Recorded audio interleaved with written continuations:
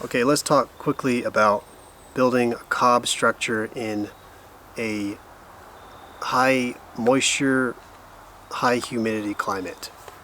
I've been doing some research lately, and I found quite a lot actually of misinformation on the internet about building cob in high rainfall type climates.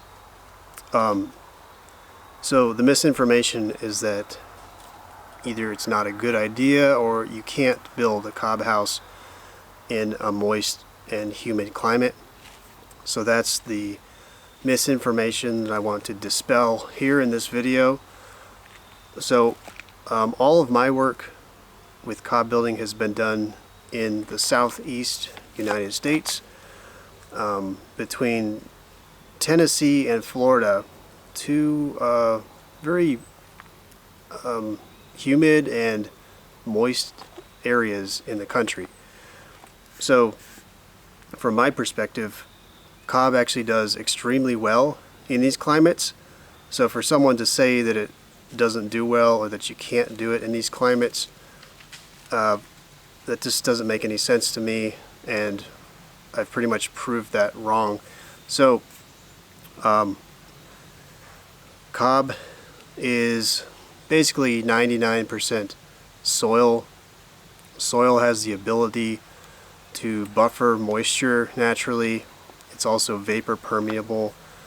Basically what this means is that when moisture penetrates a cob wall, it might store that moisture for a short time, but that moisture is going to usually pretty quickly dissipate and evaporate back out of the wall, leaving the cob wall back in its normal solid state. So I'm not even going to show you examples here. I could show you stuff on my property that I've built, but I'm just going to tell you about it. So for example, this wall behind me, this is a cob wall. This has been out here since April, under construction. No real covering. I just cover the top part as it's under construction. It has had tons of rain on it. It's had no erosion damage at all, and it hasn't had any kind of mold or mildew growth. So it's just turned November now, and I've seen like a few little green spots on a few parts down here, and that stuff I think is there right now because it's not drying as fast, whereas like in the summertime it would just dry so fast that that little mildew couldn't even take hold. So you might see some little mildew like that here and there as you're under construction. But once you get the roof on, you're not going to have nearly as much rain on the wall itself. But almost more importantly, once you have the plaster on, and especially when you have lime plaster,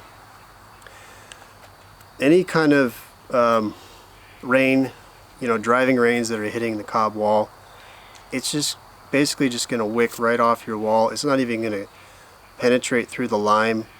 It's not even going to touch the cob. But again, even if it did penetrate the lime plaster into the cob wall, that cob is going to hold it just long enough for it to dry out again, and your cob wall is going to be back good as new.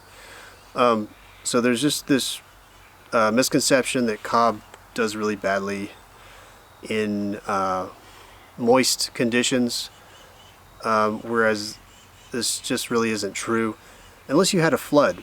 That's really the only kind of water condition you're going to have that's going to really damage cob. Like standing water in a flood, if your cob wall is just completely like underwater for a portion and it's completely saturated for days on end, that's a problem. That's a problem for any kind of house though. The only other moisture problem is when perhaps if you put a cement-based stucco over a cob wall, or synthetic finish, something that's going to trap moisture behind that finish layer, moisture can build up behind that finish layer over time, saturating the cob and destroying the cob wall. This is really bad too. This has happened on a lot of renovation projects in the UK, so don't do that. But apart from those two things, you really don't have anything to worry about with moisture and cob. Same thing goes for adobe and rammed earth. So again, there's some little mildew spots now that it's cold and it's not drying out as much.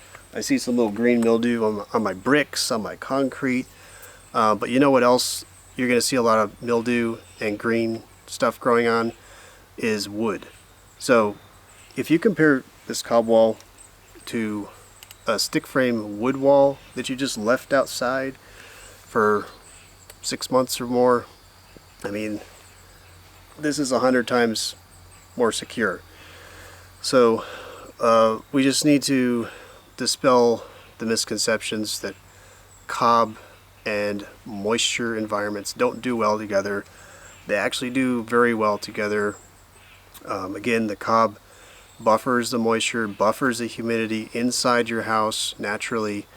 So what I would like to say here is that cob does very well in the southeast United States and any kind of moist and humid environment.